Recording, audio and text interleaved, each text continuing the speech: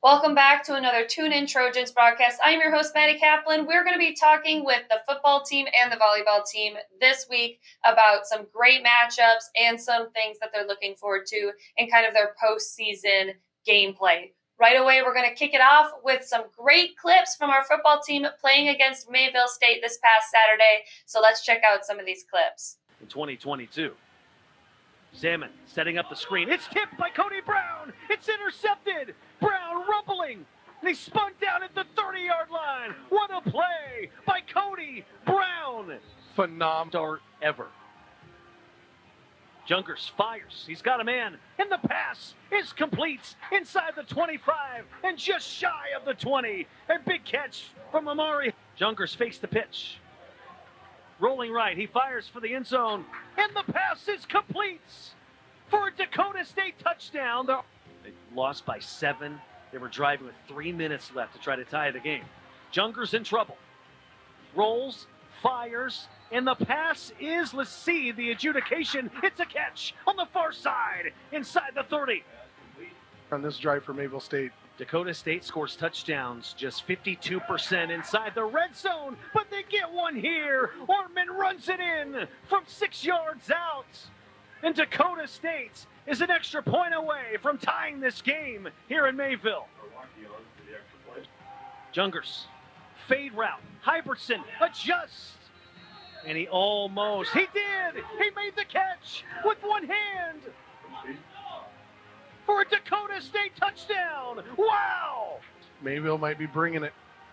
On 3rd and 4, Junkers fires. He's got a man wide open, and the catch is made by Deshaun Keel. Junkers keeps, and he's going to win it. And he's going for the pylon, and he's going to be in for a Dakota State game-clinching touchdown. Hey Trojan fans, I am joined by head football coach Josh Anderson here at Dakota State University. The Trojans recently went against Mayville State University in a very tough, intense matchup. Coach, would you mind giving us kind of a breakdown of this game and kind of walking us through all 4 quarters? Well, as we started off the game, we started a true freshman quarterback, and Aiden Jungers and stepped in, and he's going to redshirt this year. So now we've used up his 2-game eligibility and did it the right way. He ended up having a really good game, but started off a little sketchy and honestly kind of anticipated that. So I was kind of mad at myself in that first quarter I thought I was being basic, but then when I just kind of saw him, I added some confusion to him, and so I was kind of getting in his way for him. So I was kind of barking at myself on the sideline a little bit, realizing like I just need to slow this thing down, let him be an athlete, let him do what he can do. And so then I started doing that, but defensively we just ended up having too many penalties in the first quarter and that first half where we extended their drives for them, and they're a really good team. We don't need to be doing that. And so we just had to clean those things up at halftime. They ended up with the time of possession, ended up 14-0 for the majority of the first half until under the last 2 minutes we finally were able to put a touchdown in, and that was because of Cody Brown's interception. So in the second quarter, they ended up having just putting some good drives together, some good long drives, keeping our offense off the field and making our defense work and getting them tired out. And so offensively, we were getting first downs, but we just weren't finishing drives. We were just kind of sputtering out here and there in that first half, and really just didn't have the ball to do much with it. But right before half, when we were down 14-0, Cody Brown picked off a screen pass. We just don't see that very often, and he ended up getting his hand up and tipping it to himself and making some things happen for us. And then offensively, we were able to take that momentum and score right before the half, which was huge going into halftime because we ended up getting the ball after half. And so having that momentum, making sure we cut the score in half and feeling good about some little things, and then just talked about, as we went into halftime going through these 4 quarters, just talking about the defensive penalties that we were dealing with, because every time we had those defensive penalties, they scored on those drives. And like I said, we ended up helping them with that. There was no reason we needed to do those kinds of things with an offense like Mayville has. They can score at will. They're just very talented, very athletic.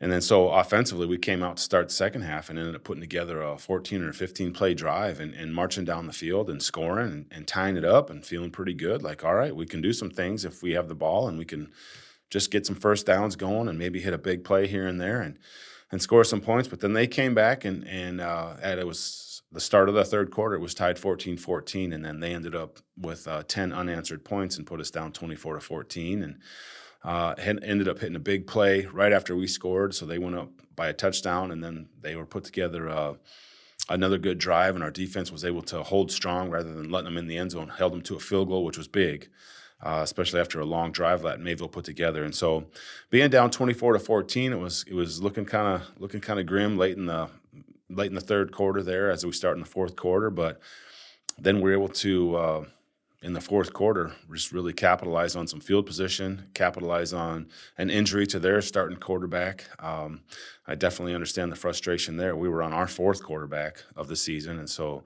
for them to have to rely on their backup, he just wasn't as well versed as their starter, who's arguably probably the best quarterback in our conference, at least passing wise. He's incredibly smart with the ball and very, very good. So with him out, we were just trying to take advantage of that and ended up with 24 unanswered points in the fourth quarter to be able to seal it and run away with a victory. Yeah, well, it was a very intense game, really exciting game to watch. And Coach, you kind of touched on it already. We had a lot of fresh starters because we had a lot of injuries kind of going into this game. There were a couple of men on the ground, during the game. But now that we've had a few days to recover, how's the team feeling? How are the athletes doing, kind of recovering that were injured? Well, I mean, they're beat up, they're bruised and banged up, just like any team is at this point in the season. But their spirits are high, obviously fighting through all that and finding a way to come away with a victory on the road. And this was the third week in a row where we played a team that came off of a bye week. So having 2 weeks rest before they got to play us, it makes a big difference. And so for our guys to be able to come out of that series, a 3-game series with, a 2-1 record, we ended up losing the presentation the week before, but that came right down to the wire. And our guys are extremely gritty and tough, and our culture is really starting to show its face of like just the next man up mentality of we don't have time to whine about injuries. They happen. They're the worst part of any sport, but you just have to go with who you have and move on and just keep a good attitude and believe you can win and then just hopefully things go your way, which they have in those last 3 weeks. And we got another really tough opponent coming up in Iowa Wesleyan. We beat them the first time, but they're playing really well. And so I know that they don't care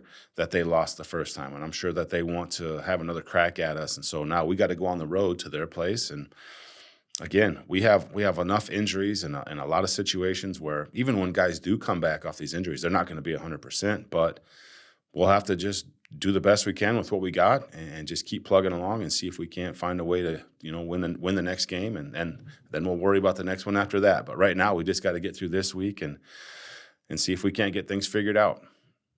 For sure. And you already touched on my next question for you because, again, like you just said, Iowa Wesleyan, we saw them earlier in the season. You guys had a pretty good game against them. You guys are going to be matching up against them. We're kind of coming off of some of these injuries. So what are some goals that you have for your team, kind of leading up into that next game against them again?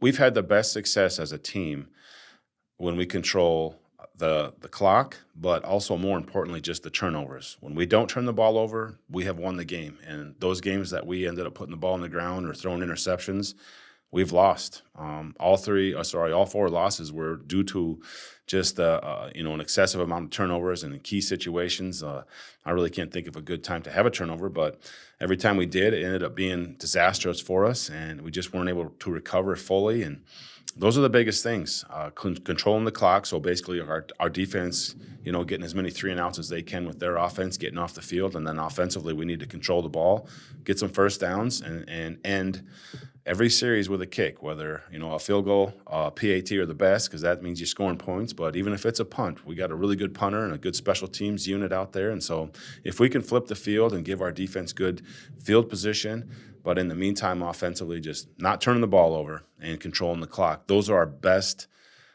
2 aspects of having a chance to win any game this year. Gotcha. Well, Coach, thanks again for coming in. It's great to hear, about this last game. We're excited to see you guys go against Iowa Wesleyan again. You guys will be on the road. We're excited. We're happy. Trojan Nation's behind you. And thanks again for coming in. Well, absolutely. It's good to talk to you. Hey, Hey, Trojan fans. I am joined by head volleyball coach here at Dakota State, Amy Veenhoff. The Trojans recently had a very nice win against Valley City with a 3-1 win. Coach, could you recap that game a little bit for us? Yeah, super fun match. Every set was pretty close, and we just, it was a lot of back and forth. We were down a little in a couple of the sets that we ended up coming back and winning. So it was just a lot of fun. A lot of back and forth, a lot of really good plays. Sydney Shell played really well offensively for us and got a lot of kills and hit the ball really well and just mixed up her shots really good. Peyton Groft had lots of digs, had a lot of digs, and was, just picking up everything, which was a lot of fun. And she ended up getting Defender of the Week honors for her performance this past week, which was great. Well deserved for sure. So yeah, it was a lot of fun. There was a lot of good moments. We statistically we did enough to be a little bit better than they were, but it was a lot of back and forth and a lot of fun. It was a really fun volleyball match. So Well, that's great to hear. And you guys had a couple of home matches here recently, but you guys are going to be on the road next. But then we're kind of winding down the season for you guys. What are we kind of looking, and how do you feel about your team where you guys currently stand, kind of knowing that in the next few weeks you guys are probably heading into your postseason? yeah, we have a really big weekend coming up because we play at Mayville on Friday and at Presentation on Saturday, we're tied, all three of us right now, with our record for third place. We're kind of fighting for third place in the North Star. Um, at this point, we've seen a lot of different things throughout this season. Teams beating teams that they maybe shouldn't, or you didn't think, was going to happen, and it did. For example, we played Dickinson and we lost to them in 5 out at Dickinson. And I think they had 1 win going into that match, and we ended up losing. Like I said, in 5, just didn't play well, and I thought Dickinson did play well, and so you just never know. You got to show up and play well to beat teams. And then then we played Dickinson this past Friday, and we won in 3. And first set was pretty close, but then the second and third set weren't that close. And then Dickinson goes to Bellevue on Saturday, and they win the first 2 sets to Bellevue, who is 13th, I think, right now in the NAI, and a very good team. And they take the first 2 sets from Bellevue and then go 5 with them, but Bellevue does end up winning that one. So it's just so much like back and forth, and you just never know. We went to Viterbo, I don't remember, it was a little while ago, and we lost in 5 sets to Viterbo, who's number 8, I think, in the country in the NAI right now. So, and then the next day we go to Waldorf and we end up winning in 5 against a team that, isn't as good and is at the bottom of our conference. But again, it goes 5 sets. So you just you never know. That's what makes volleyball, I think, so interesting. And it's been kind of a wild ride this season, especially in our conference, with teams beating up other teams. And there isn't really a clear, other than Viterbo, who hasn't lost to anybody. They have gone 5 sets with us, and they've gone 4 sets with a couple teams, but they haven't lost to anybody. And then Bellevue, again, they've only lost to Viterbo so far, but they've had some tough sets, I would say. They also went 5 with Valley City at Valley City. So you never know. And then, like I said, it's us and Mayville and Presentation that are all tied. They've beat up on Valley and Dickinson. They've beat up on each other. We've only played those teams once so far, so this is a really big weekend. It'll kind of determine, or have a better determination then, of where we sit after this weekend. So we really have to be ready to go against some tough teams. And with volleyball, you just never know what you're going to get, and everybody's got to show up. And I will say, moving forward, this past weekend, I felt like we played the most together.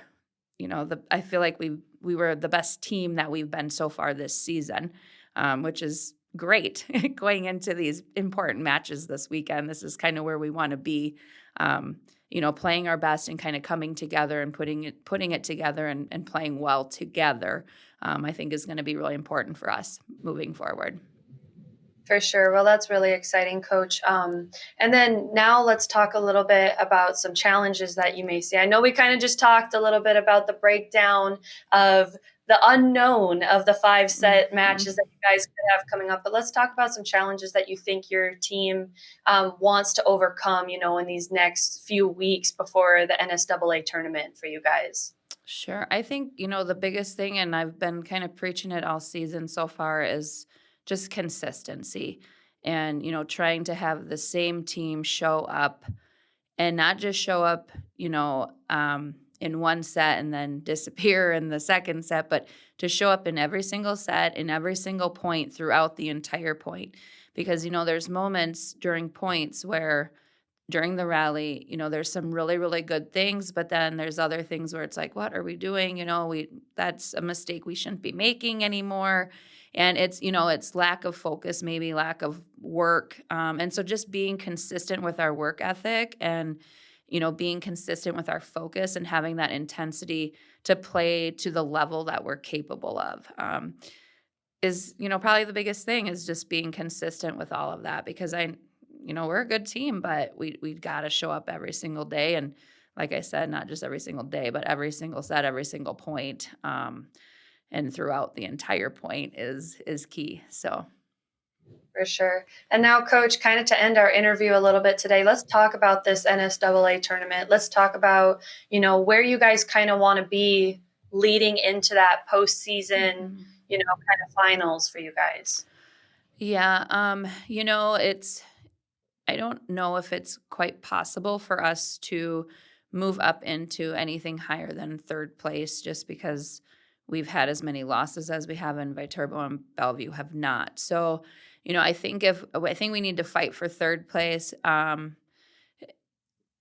and 2 definitely have an advantage going into the North Star tournament because they have a bye in that first round, and so they don't play. And so who's ever 3, 4, 5, 6, they play on Friday, and then the winners play again against 1 and 2 then Friday afternoon or evening. And so, playing 2 matches in a day can be tough, but, that's the position that we're in right now, where that's more than likely what we'll end up having to do.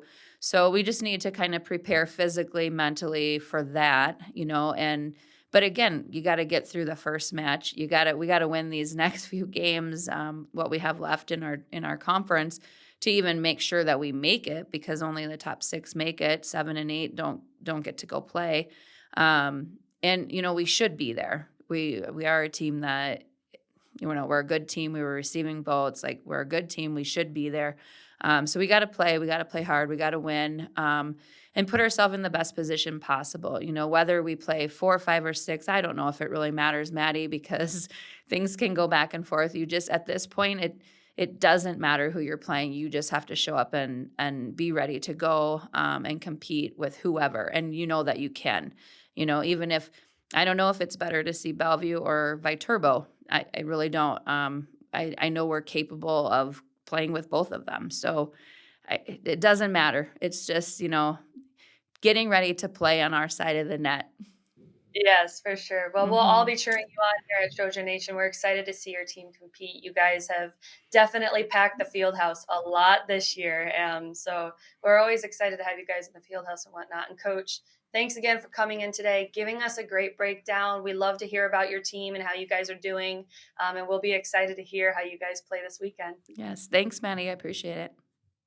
Thank you for tuning into another Tune In Trojans broadcast. If you are interested on staying up to date, seeing schedules, knowing when events are going to be going on, you can find all of that information at our website at www.dsuathletics.com. And until next time, go Trojans.